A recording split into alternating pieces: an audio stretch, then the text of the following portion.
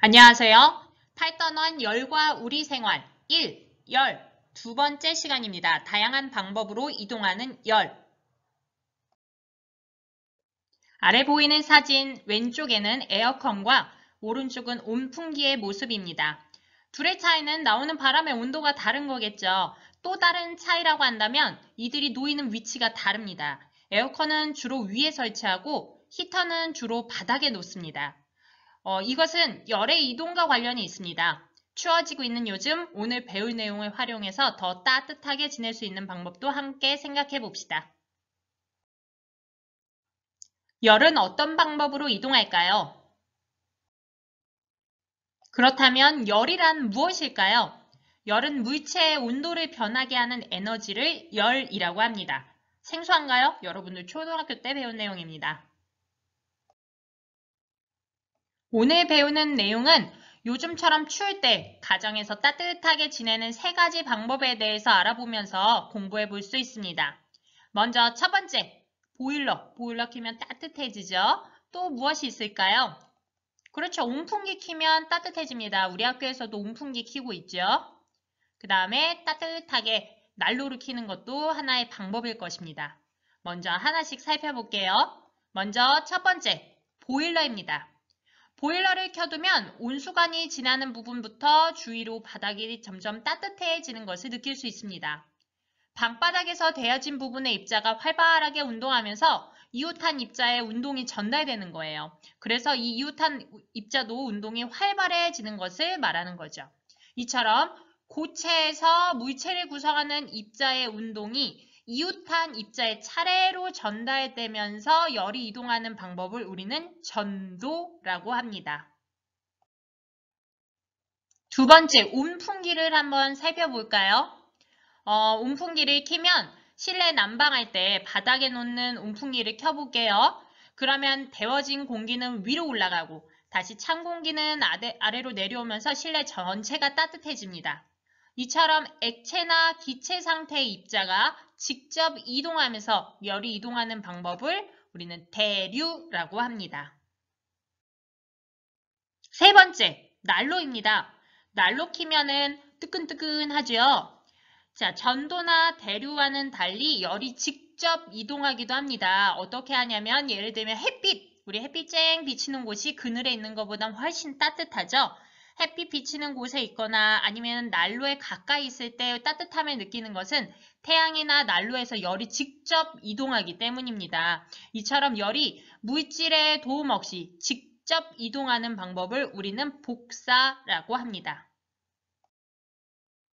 따뜻하게 지내는 방법 3가지 봤죠? 보일러, 온풍기, 난로 각각에 해당하는 경우 열이 어떻게 이동하느냐? 보일러는 전도의 방법대로 전도, 온풍기는 대류를 이용한 거죠. 난로는 복사의 방법으로 열이 이동하는 것을 볼 수 있었습니다. 그럼 열은 전도, 대류, 복사의 방법으로 이동한다라는 것을 알 수 있죠. 자, 그렇다면 냉난방을 효율적으로 하려면 어떻게 해야 할까요? 첫 번째, 열의 이동을 고려해서 냉난방 기구를 설치해야 합니다. 무슨 이야기냐면 앞에 우리가 처음에 에어컨과 온풍기의 위치 봤었죠? 에어컨은 보통 위에 설치합니다.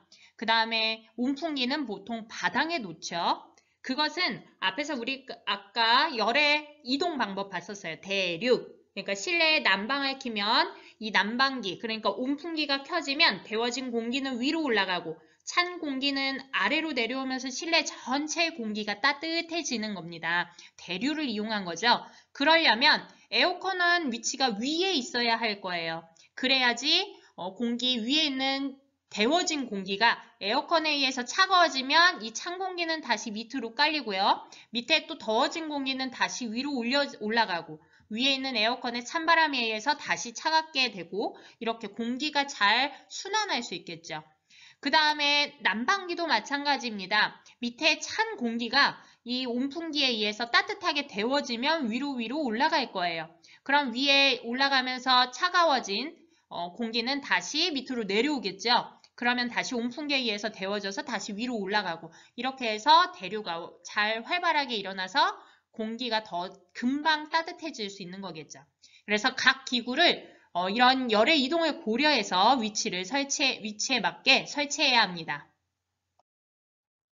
여름에는 실내가 시원하게, 그 다음에 겨울에는 실내를 따뜻하게 이렇게 만들어진 이 공기 온도를 일정하게 유지하려면 여름에는 또 열이 밖에서부터 들어오지 않도록 해야 하고요. 겨울에는 이 따뜻해진 공기, 이게 열이 빠져나가지 않도록 해야 합니다.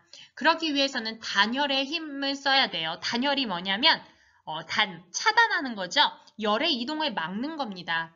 열이 여름에는 들어오지 않고 겨울에는 빠져나가지 않도록 하는 겁니다. 단열에 힘을 쓰면 우리가 여름에는 더 시원하게, 겨울에는 더 따뜻하게 지낼 수 있는 거죠. 우리가 배운 것을 우리 생활에 적용해 봅시다. 학교에 오면 왜 이렇게 추울까요? 지금도 덜덜덜 떨립니다. 왜 그럴까요? 학교는 왜 이렇게 추울까요? 오늘 배운 열의 이동 방법 3가지를 살펴보면서 한번 알아봅시다. 먼저 첫 번째입니다. 집하고 학교를 비교해보면 학교에서는 아무리 온풍기를 많이 떼어도 집처럼 훈훈함이 느껴지지 않아요. 뭐 때문에 그럴까요? 집에서는 우리가 보일러를 때우죠. 이것은 아마 여러분들이 혹시 외국에 가보면 더 느낄 거예요. 외국에서 겨울같이 추운 날 같은 경우에는 아무리 온풍기, 난방기를 많이 돌려도 우리 학교처럼 공기는 따뜻하지만 우리 집처럼 이런 훈훈한 느낌이 들지는 않는 걸 느낄 거예요. 그건 바로 보일러, 그러니까 온돌이 되어 있지 않기 때문입니다. 우리는 온돌 덕분에 이렇게 훈훈함을 느낄 수 있어요. 바닥도 따끈따끈하게 되는 거예요. 전도로 바닥이 따뜻해진다고 했죠. 전도 기억납니까? 고체에서 물질을 구성하는 입자의 운동이 이웃한 입자의 차례로 전달되면서 열이 이동하는 것, 이것을 우리 아까 전도라고 했었습니다. 전도로 바닥이 따뜻하게 되는 거죠. 근데 일단 학교는 보일러가 아니에요. 바닥 자체가 굉장히 차죠. 그래서 또 집이랑 다른 느낌이 들 거예요. 자, 그 다음에 두 번째 볼까요? 교실에 설치되어 있는 온풍기를 한번 볼게요. 온풍기 위치가 어디에 있나요? 그렇죠. 천장에 설치되어 있습니다. 아무래도 공간 활용을 위해서 천장에 설치를 했겠죠. 그렇기 때문에 따뜻한 공기가 위에 계속 머물러 있게 돼요. 따뜻한 공기는 위로 올라간다고 했잖아요. 근데 온풍기가 위에 있다 보니까 위에 공기는 따뜻해요. 그런데 이 따뜻한 공기가 밑으로 내려오지 않아서 아래쪽, 발 쪽은 시렵죠. 여러분들 가만히 앉아서 수업을 듣게 되면 얼굴이나 이런 데는 후끈후끈 더운데 발은 시렵게 느껴질 거예요. 요거는 바로 대류. 대류 아까 기억나죠? 액체나 기체 상태 입자가 직접 이동하면서 열이 이동하는 방법이라고 그랬어요. 대류를 잘 이용하면 온풍기를 켜도 금방 따뜻해질 수 있는데 우리 학교 같은 경우는 온풍기가 위에 설치되어 있어요. 천장에 설치되어 있기 때문에 더 추울 수 있습니다. 세 번째 보겠습니다. 교실에 난로를 두기는 사실상 안전상의 이유로 좀 어렵겠죠. 그런데 우리 교실에 가장 좋은 난로가 있어요. 바로 뭘까요? 햇빛입니다. 햇빛. 햇빛에 비치면 수업할 때 정말 따뜻해요. 햇빛이 쨍 비치면요. 가만히 앉아있으면. 그런데 보통 우리가 수업 받을 때 책 보거나 앞에 칠판을 보거나 할 때 햇빛이 쨍 비치면 불편하니까 커튼을 많이 쳐놓죠. 그래서 그것 때문에 교실이 춥게 되는 것도 하나의 이유가 될 수 있습니다.